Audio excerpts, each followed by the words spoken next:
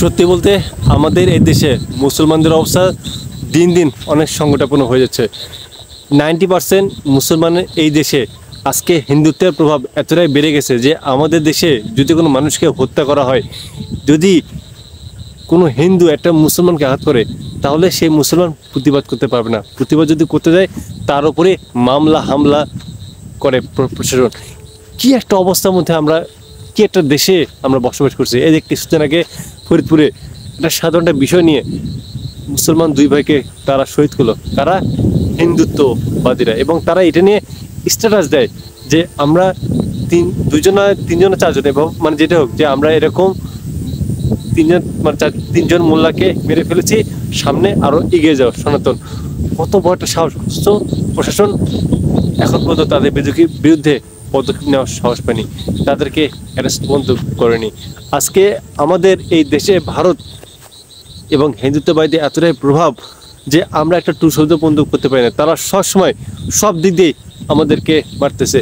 এই যে আমাদের দেয়ালটা যেভাবে পিঠে এইভাবে যে আমরা ঠেকে যাচ্ছি, অথচ আমাদেরকে এই বিষয়ে প্রতিবাদ করার মতো কেউ নেই।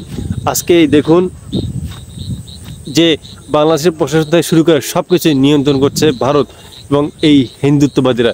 এবং আমার মনে হচ্ছে যে এই যে মহানবী সাল্লাল্লাহু আলাইহি ওয়াসাল্লাম যে বলেছেন যে গাজওয়াতুল হিন্দ হবে, অর্থাৎ হিন্দু এবং মুসলমানদের মধ্যে যে একটা কঠিন সংঘর্ষ হবে, যুদ্ধ হবে, মনে হয় খুব অচিরেই এই যুদ্ধটা শুরু হয়ে যাবে বা হতেও পারে। কারণ আমরা দেখতে পাচ্ছি যে আসলে হিন্দু এবং মুসলমানদের মধ্যে যে সংঘর্ষ দিন দিন উগ্রতাবাদী দেখা যাচ্ছে, তা কতটা অমানুষ, কতটা মালাউনজাত যে আমাদের মুসলমানদের গায়ে হাত দেয়। অথচ আমরা মুসলমান প্রতিবাদ করতে গেলেই প্রশাসন আমাদের গায়ে হাত দেয়।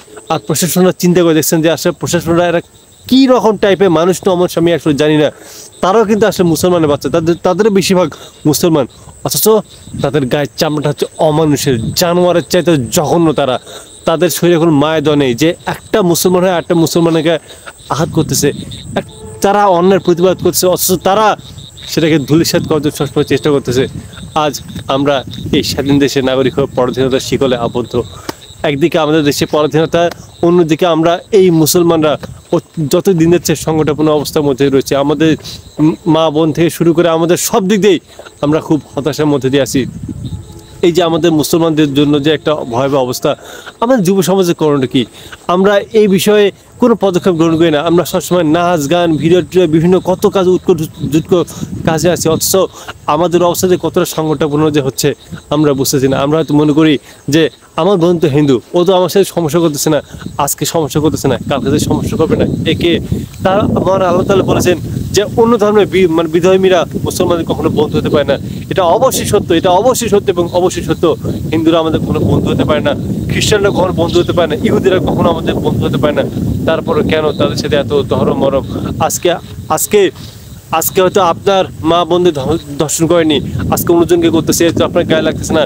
কালকে যখন আপনার ভাইকে তারা হত্যা করবে, আপনার বাবার গায়ে যখন তারা লাথি মারবে, আপনার মা বোনকে যেদিন দরজা ভেঙে ধর্ষণ করবে, সেদিন আপনি বুঝবেন যে আসলে আমরা কোন একটা সমাজে বসবাস করছি।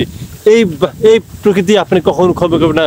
এই যে আমাদের দেশে মুসলমানদের উপর যে আঘাত এসেছে, আপনি আরেকজন মুসলমান হয়ে চুপচাপ আছেন, আপনি মনে করছেন যে আমার উপর আসতেছে না, এর শাস্তি একদিন আপনাকে পেতেই হবে। অবশ্যই এর শাস্তি একদিন আপনাকে পেতে হবে। আমি চুপচাপ আছি, আমি কোনো কিছু বলতে পারতেছি না, আল্লাহ তুমি আমাকে ক্ষমা করে দাও। এই যে এর জন্য আমাদের কঠিন একটি মাসুল দিতে হবে। এই প্রকৃতি আমাদের কখনো ক্ষমা করবে না। আজকে মহানবী সাল্লাল্লাহু আলাইহি ওয়াসাল্লাম বলেছেন যে সব মুসলমান একটা দেহের মতো, যদি এক জায়গায় দেহের এক অংশ যদি আমরা আঘাত পাই, তাহলে পুরো শরীরটা আমরা বুঝতে পারি। ঠিক একটা মুসলমান যদি কষ্ট পায়, তাহলে পুরো মুসলমানদের আমাদের কষ্ট পাওয়া উচিত। অথচ আমরা মুসলমান যদি কতটা নির্দয় হয়েছে, কতটা জঘন্য হয়ে গেছি। আজকে আমাদের ক্রোধে হিংসা বিধে ঢুকে আর লোভ লালসা সুদে ঘুষের মধ্যে থেকে আমরা ধ্বংস, অথচ আমাদের যে আসল ঠিকানা সেদিকে যাওয়ার আমাদের কোনো ভ্রুক্ষেপ নেই। অবশ্যই আল্লাহ তাআলা আমাদের পাকড়াও করবেন, এটা সত্য এবং এটা অবশ্যম্ভাবী। গাজওয়াতুল হিন্দ হবে, হিন্দুদের সাথে মুসলমানদের কঠিন যুদ্ধ হবে। এই বাংলাদেশের মুসলমানদের সাথে হিন্দুদের কঠিন একটি যুদ্ধ হবে। আজকে আমাদের এই বিষয়গুলো আজকে আমরা গাফেল হয়ে গেছি, আমরা এইসব বিষয়ে আলোকপাত করি না, কোথাও বলা হয় না। কেন বলা হয় না? প্রশাসনের ভয়, এই হিন্দুত্ববাদীদের ভয়। যদি তারা আজকে তাদের হিন্দুবাদীরা এতটাই অমানুষ যে এরা কখন কাকে হত্যা করে, কখন কাকে গায়ে মানে বলা যায় না, এরা এতটাই মানুষ। আল্লাহ তুমি তাদের ধ্বংস দাও, তাদেরকে ধ্বংস দাও, তাদেরকে ধ্বংস করে দাও আল্লাহ। আল্লাহ তাআলা আমাদের সবাইকে হেফাজত দান করুক, আমাদের হিদায়াত দান করুক। আল্লাহ তাআলা যেন আমাদের সঠিক জ্ঞান দেয় এবং মুসলমানদের জন্য আমাদের ঐক্য করার ব্যবস্থা করে দেয়। আমিন।